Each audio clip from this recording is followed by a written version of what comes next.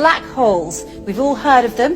I'm talking about that region of space with a gravitational field so intense that no matter radiation or even light can escape it.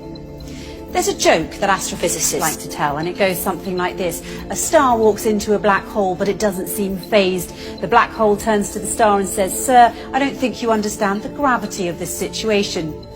But as with most jokes, it carries a ring of truth to it. Until 2011, astrophysicists were not able to confidently report this phenomenon of stars falling into black holes, but now they can.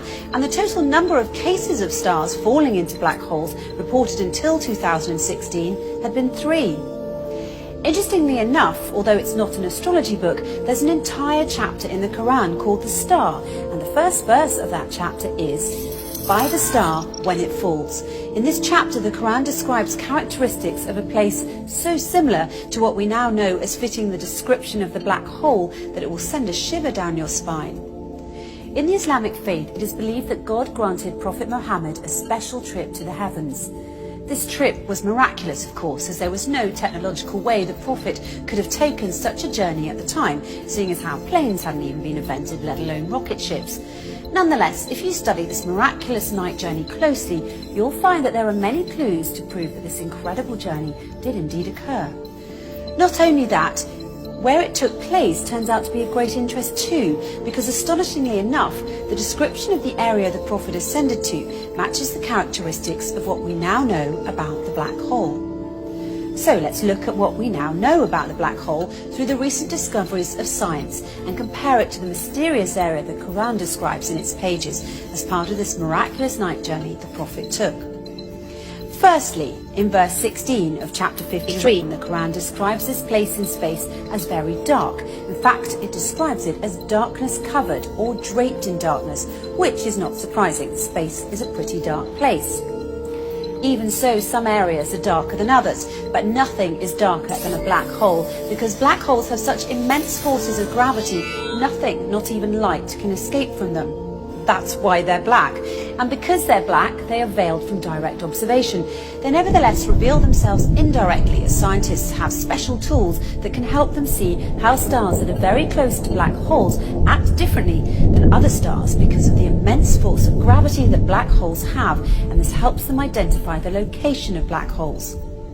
Secondly, according to the Quran, when ordinary people look at this dark area in space, they can't see it directly as their eyes bypass or surpass the boundary of this area, and they only see beyond it or around it. It's almost as if this area behaves as a lens. Science, it turns out, has a term for this. It's called gravitational lens. Let's take a closer look. Normally we think of light travelling in straight beams, but near a black hole, the powerful force of gravity bends and warps rays of light around it, creating a visual imprint on the surrounding material. Astrophysicists have proved that a black hole bends light to act like a cosmic magnifying glass, giving astronomers a view of an even more distant galaxy behind it. And this, my friends, is what we call a gravitational lens. However, the Quran brings our attention to an interesting fact regarding this matter in verse 17 of chapter 53, when it says, "The eyesight of the Prophet Muhammad did not swerve, nor did it pass beyond the boundary. He certainly saw it as one of the greatest signs of his Lord." Could this verse be alluding to the fact that the Prophet Muhammad actually visited the black hole and looked at it directly? Thirdly, the Quran describes this area's shape, wide at the top with sloping sides and a narrow tube at the bottom, almost funnel-shaped. In verse 14 of chapter 53, when it says, "By the finite jujube tree," it is likened to the shape of a jujube tree, which fits the same description as the one I just mentioned. A black hole makes such a deep dent in space-time, and that's why it appears to look like a funnel. Despite the black hole's effects on the movement of matter and its tremendous suction power, the black hole's space-time dent remains hidden behind its event horizon, and it's always surrounded by an area which does not allow light to escape and therefore cannot be directly observed. And fourthly, once again, in verse 14, chapter 53, by the finite jujube tree, the Quran reveals that this area is finite. So how does this claim stack up with the science? Until recently, it was assumed that black holes had such an infinite strength of gravitational field that occurs deep within them, ensuring that nothing, not even light, can ever escape them, and a trip into a black hole is a one-way journey. Once you cross the event horizon, the point at which light can't escape, there's no turning back. But researchers such as Georges Poulin, Rodolfo Gambini and Gerard Hooft have recently been able to prove otherwise and show that energy can escape black holes and that black holes are finite. This essentially means that black holes don't end in an infinite density, but rather act as a portal to another universe. The acclaimed British physicist Professor Stephen Hawking supports this claim and further suggested that there could be a way out of the black hole when he famously said, "If you feel you're in a black hole, don't give up. There's a way out. It might have a passage to another universe, but you couldn't come back to our universe.